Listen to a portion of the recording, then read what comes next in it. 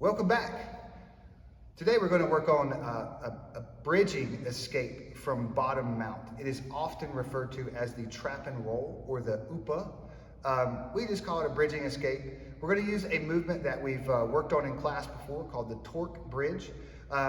It's important that we, as the bottom player, that we don't extend our limbs up past and start pushing on our partner.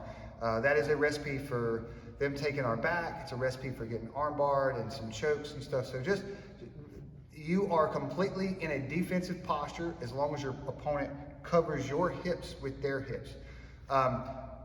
There are essentially two styles of mount escapes. We're only going to go over this one in this series. The first is a bridging escape, which will land us, the bottom player, in our partner's guard, which is not a great place to be, but it is better than being on the bottom mounted. There is another escape, we often refer to it as the elbow escape, and it is very different in nature and puts our partner, the person on top, in our guard. So just be aware that this isn't the only way to escape mount. It is just a way to escape mount, and probably the most basic and fundamental way. So first thing we have to do is my partner is going to put me in mount. Should be noted, if this is a self-defense strategy, I don't want my face open. That's always no good. And I also don't want my head flat on the mat. If he were to hit me, that energy would transfer and it would basically be like getting hit on both sides. So I do about 3/4 of a crunch. My hands are up front and I make sure that I can create some defense, right? All right, so the good thing is a person who's punching is not grabbing me.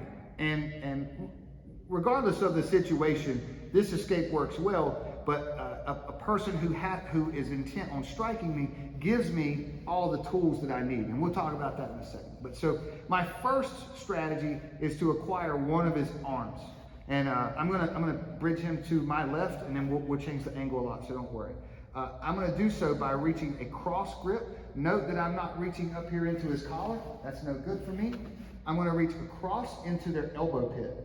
I'm going to bring my elbow back to my hip.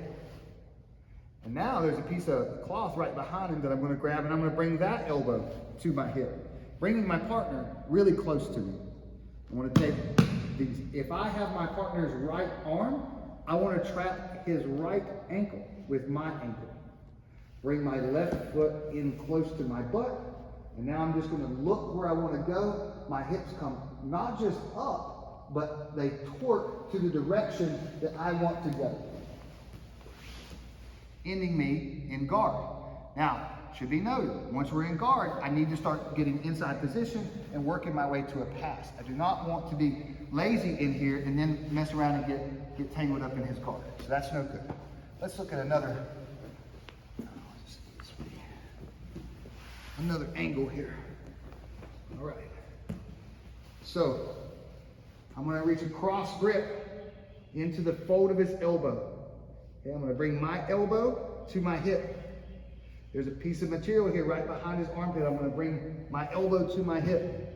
Now I've broken his posture down. My left foot is going to go over my partner's right foot.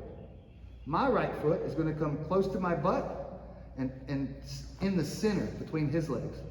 I'm going to bridge and look the direction that I want to go, ending myself in guard.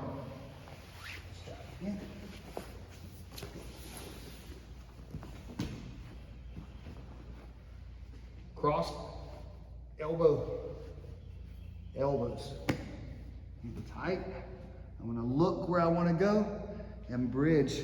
Even if my partner takes his free hand and starts to try to stop me as we roll, it's impossible as long as I'm looking the direction I want to go. And we haven't done this one yet. Less talking this time.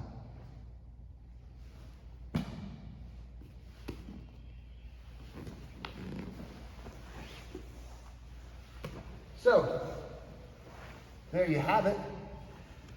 There are many versions of that. That's not the only way to do it, but it's the way that we do it here. It's been very reliable. The UPA, or trap and roll from Mount. Thanks.